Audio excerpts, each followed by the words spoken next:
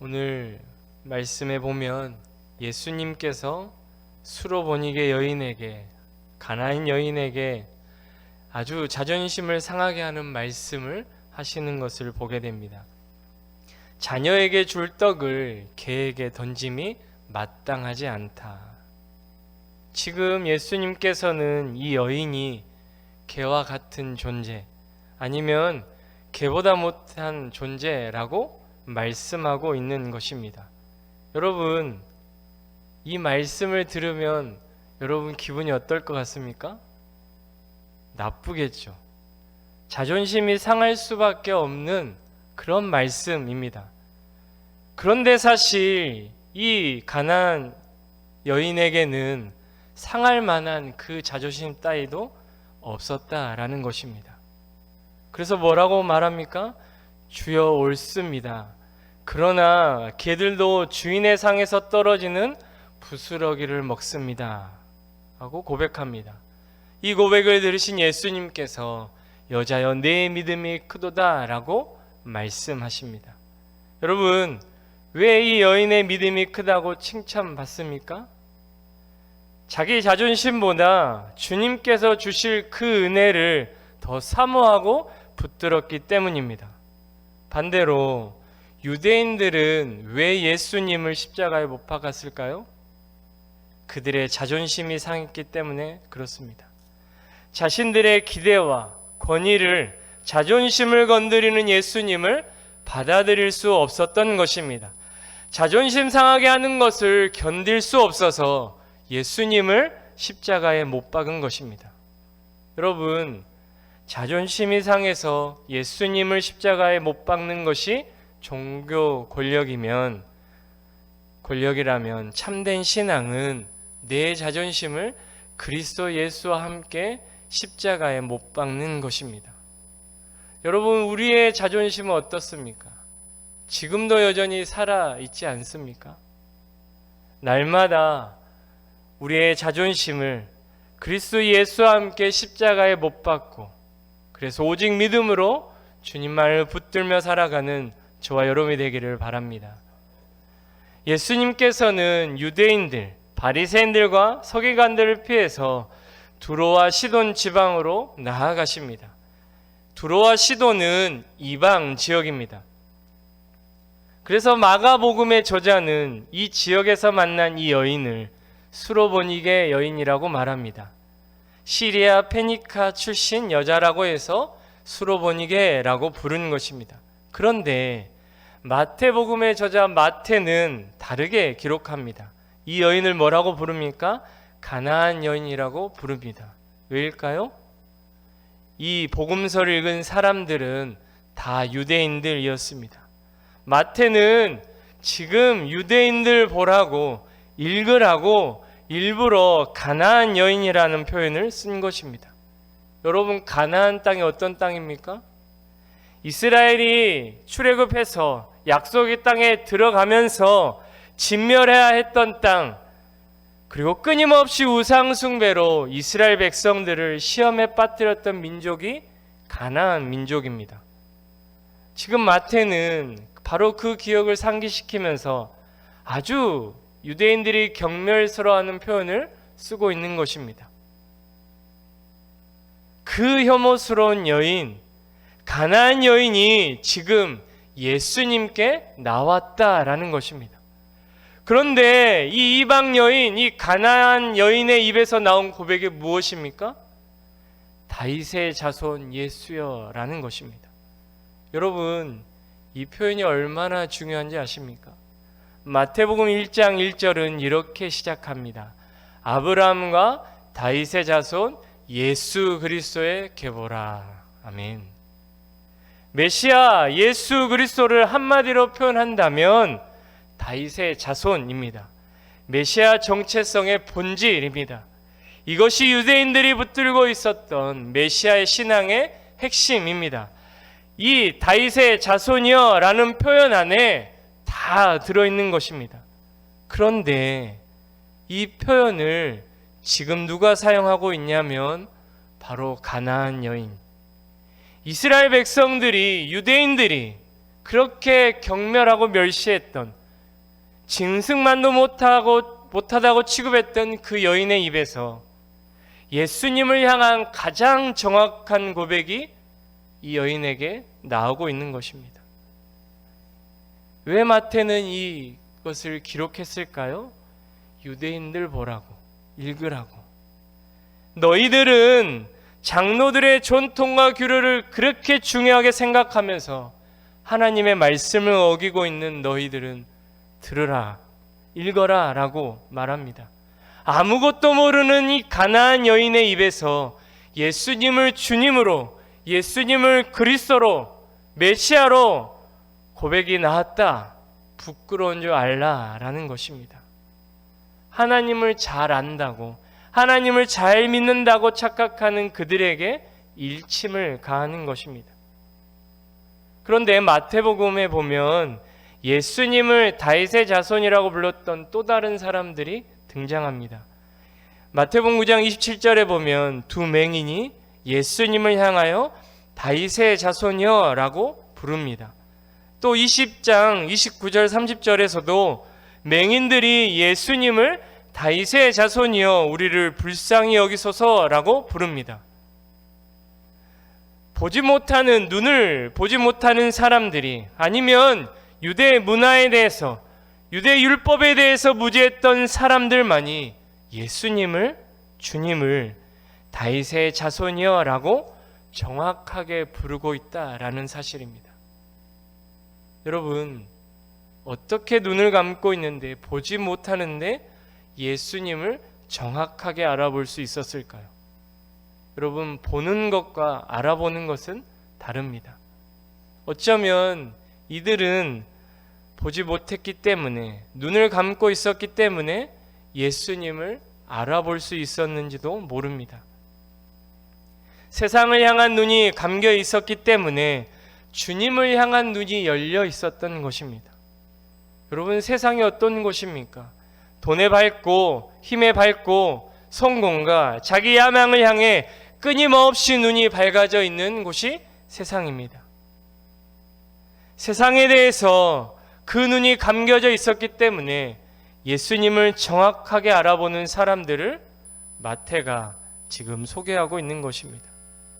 여러분, 성경을 많이 알면, 율법과 계명에 대한 지식이 유대인처럼 많이 쌓이면 예수님을 알아볼 수 있을까요? 그렇지 않다라는 것입니다. 지금 이 가나안 여인에게 있었던 것은 그런 지식이 아니라 간절함이, 절박함이 있었습니다. 자신의 딸이, 사랑하는 딸이 귀신에 들려 매일매일 고통받는 모습을 바라보아야 했던 삶이, 여러분, 그 인생이, 그 부모의 마음이 얼마나 어두웠겠습니까? 아마 이 여인의 마음은 말도 아니었을 것입니다. 칠흑 같은 어둠 그 자체였을 것입니다. 그래서 이 여인에게는 오직 예수님만이 유일한 빛이요, 유일한 소망으로 보였다라는 것입니다. 사랑하는 성도 여러분, 우리의 눈이 어디를 향해 밝게 떠져 있는지를 돌아보길 바랍니다. 우리는 지금 무엇에 밝아져 있습니까? 우리가 세상이 밝히는 것을 따라가면 따라갈수록 하나님에 대해서는 어두워질 것입니다. 우리가 세상을 향한 눈을 감을 때 우리는 하나님께서 보여주시는 새로운 세계, 영적인 세계에 눈을 뜨게 될 줄 믿습니다. 여러분, 우리는 기도할 때 왜 눈을 감습니까? 눈을 뜨고 기도하면 하나님께서 기도를 안 받으실까요? 그렇지 않죠. 우리가 눈을 감는다는 것은 세상을 보지 않겠다는 것이고 그 문제를 바라보지 않겠다는 것입니다. 그 대신에 주님을 바라보고 주님께서 일하시는 그 놀라운 영적인 그 세계에 눈을 뜨겠다라는 고백으로 우리가 눈을 감는 것입니다. 그렇게 눈을 감고 하나님의 일하심을 바라보고 기도할 수 있는 저와 여러분이 되기를 바랍니다. 오늘 본문 23절, 24절 말씀 우리 함께 읽겠습니다. 23절, 24절입니다. 시작. 예수는 한 말씀도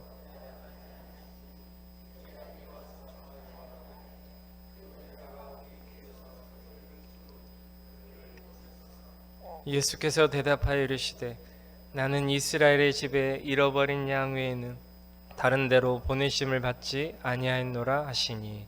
아멘. 이 가나안 여인의 그 간절한 부르짖음에, 그 요청에 예수님은 아주 냉정하게 대답하십니다. 나는 이스라엘 집에 잃어버린 양 외에는 보내심을 받지 않았다라고 말씀합니다. 그런데 사실 예수님의 말씀은 맞는 말씀입니다. 여러분, 그 많은 나라 가운데 예수님께서 왜 유대 땅에 태어나셨을까요? 하나님께서 택하신 백성, 이스라엘 백성들을 먼저 회복하기 위함이었습니다. 하나님께서 선물로 주신 율법을 이스라엘 백성들이 완전히 망가뜨리고 그 본질을 완전히 잊어버리고 하나님의 뜻보다는 자신들의 전통과 자신들의 형식에 매여 있었던 그 이스라엘 백성들에게 참된 구원이 필요했기 때문에 그렇습니다. 그래서 예수님은 이스라엘의 잃어버린 양에게 보내심을 받았다라고 말씀하신 것입니다. 그러나 이것이 전부가 아니라는 것입니다. 이 말씀은 유대 땅이 예수님의 사역의 종착지가 아니라 여기서부터 시작되어야 한다. 여기 이스라엘로부터 시작된다라는 선언입니다. 구원의 역사는 이곳에서 시작되어서 온 열방으로, 온 세계로 흘러가게 될 것입니다. 그렇다면 왜 예수님은 마치 이 여인의 요청을 거절하는 것처럼 말씀하셨을까요? 사실 이 가나안 여인이 다윗의 자손이여 나를 불쌍히 여기소서라고 고백한 그 순간 이미 상황은 끝난 것입니다. 예수님을 주로 고백한다는 것, 예수님을 그리스도로 고백하는 그 순간 누구든지 주의 이름을 부르는 자는 구원을 얻으리라. 아멘. 그 약속하셨던 것처럼 이 여인이 예수님을 주로 고백한 그 순간 예수님의 마음속에는 이 여인을 향한 긍휼한 마음과 구원의 마음이 이미 결정된 것입니다. 끝난 것입니다. 그런데 왜 예수님께서 이 여인을 향해 자존심을 건드리는 것처럼 이렇게 말씀하신 이유가 무엇일까요? 이 사건을 통해서 하나님께서 말씀하시고자 하는 이야기가 있기 때문에 그렇습니다. 저와 여러분이 들어야 할 메시지가, 온 세계 열방이 들어야 할 메시지가 여기에 숨겨져 있기 때문에 그렇습니다. 사실 이 가나안 여인은 예수님께 어떤 은혜를 구했을까요? 부스러기만 구했습니다. 그러나 예수님이 주신 것은 부스러기가 아닙니다. 가장 좋은 것을 주십니다. 구원을 주시고 성령을 주십니다. 마태복음 7장 11절에 이렇게 말씀하십니다. 너희가 악한 자라도 좋은 것으로 자식에게 줄 줄 알거든. 하물며 하늘에 계신 너희 아버지께서 구하는 자에게 좋은 것으로 주시지 않겠느냐. 아멘. 사랑하는 성도 여러분, 하나님은 구하는 자에게 가장 좋은 것을 주시는 분이십니다. 그런데 여기서 가장 좋은 것이 무엇일까요? 구원입니다. 그리고 성령입니다. 예수님께서 이 아이에게 성령을 부어주십니다. 이 여인의 딸을 평생 붙들고 있었던 것은 악한 영, 어둠의 영, 죽음의 영이었습니다. 그런데 예수님께서 이 여인의 딸에게 성령을 부어주십니다. 영을 바꾸어 주십니다. 여러분, 영이 바뀌어야 합니다. 그것이 바뀌지 않으면 아무것도 변하지 않습니다. 그 놀라운 구원의 역사가 여러분 누구에게 일어납니까? 바로 두로와 시돈 지역에 사는 한 가나안 여인의 딸에게 일어났다라는 것입니다. 사랑하는 성도 여러분, 우리는 하나님께 우리 삶에 우리의 기도를 곧바로 응답해 주시기를 바랍니다. 기도하면 그때마다 즉시 내가 원하는 방식대로 응답해 주시기를 원합니다.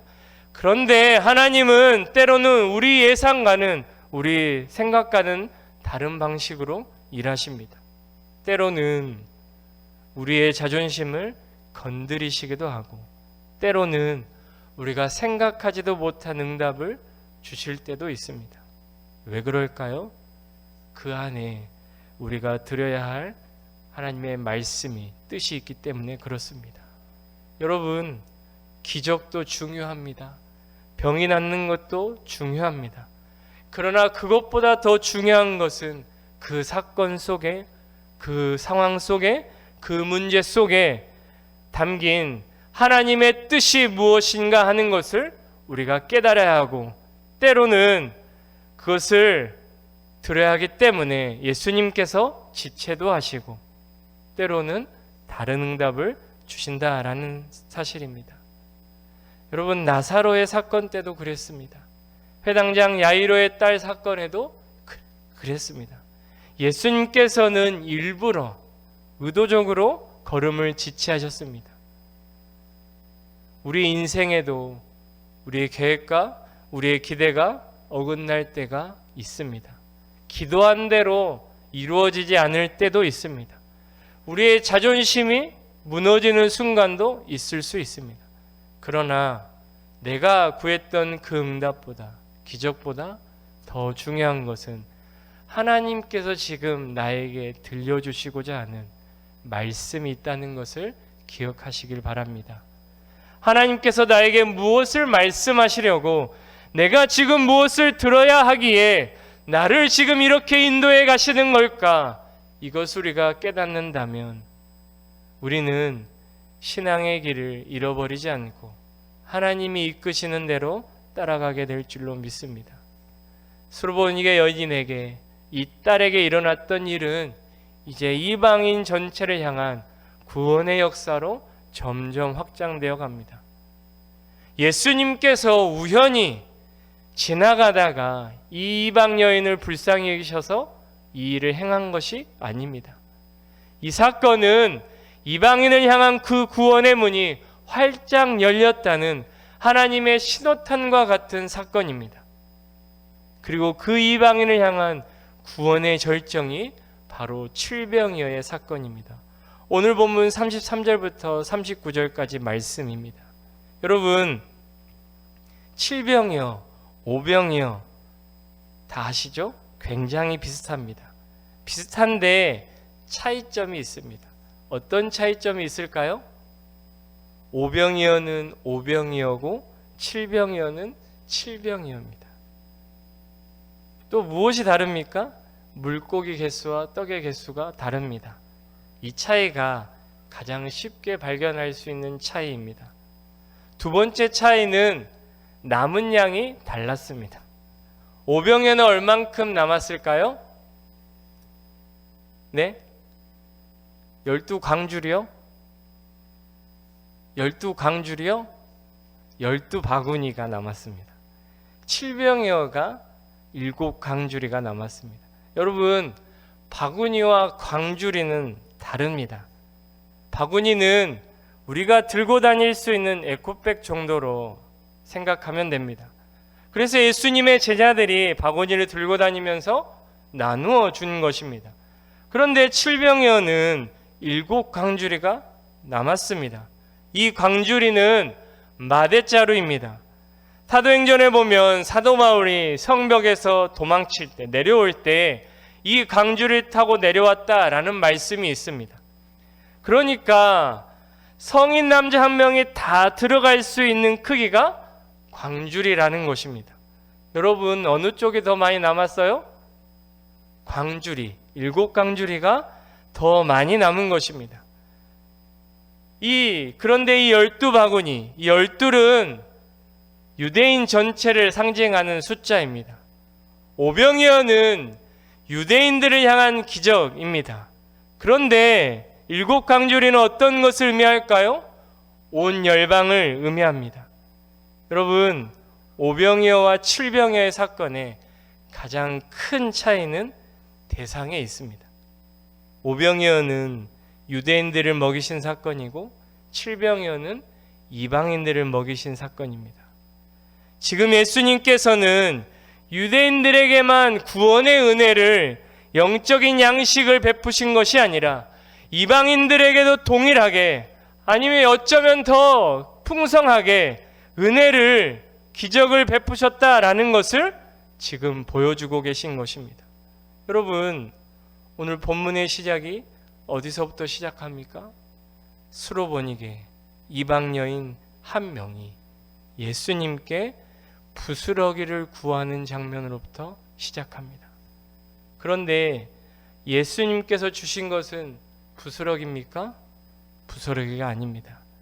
7강주리에 차고도 넘치는 풍성한 은혜, 구원입니다. 사랑하는 성도 여러분, 우리가 지금 누리고 있는 은혜가 바로 7강주리의 은혜, 넘치는 은혜라는 사실을 기억하게 되기를 주님의 이름으로 소망합니다. 예수님께서 함께 하시는 자리, 은혜가 부어지는 그 자리에서 우리의 모든 영적인 공허가 채워지게 됩니다. 여러분, 우리가 무엇을 구해야 합니까? 하나님, 내 자존심 좀 지켜주십시오. 저는 자존심이 구겨지면 절대 살 수 없을 것 같습니다. 이런 고백이 아니라, 주님 맞습니다. 저는 아무것도 아닙니다. 어쩌면 저는 개와 같은 존재, 아니 개보다 못한 존재입니다. 그러나 주님, 저에게 부스러기 은혜라도 주십시오. 사랑하는 성도 여러분, 부스러기 은혜라도 구하는 저와 여러분이 되길 바랍니다. 겸손한 마음으로 우리가 이렇게 주님 앞에 나아갈 때 주님께서는 7강주려도 다 담을 수 없을 만큼 넘치는 은혜로 우리를 채워주실 줄로 믿습니다. 기도하겠습니다.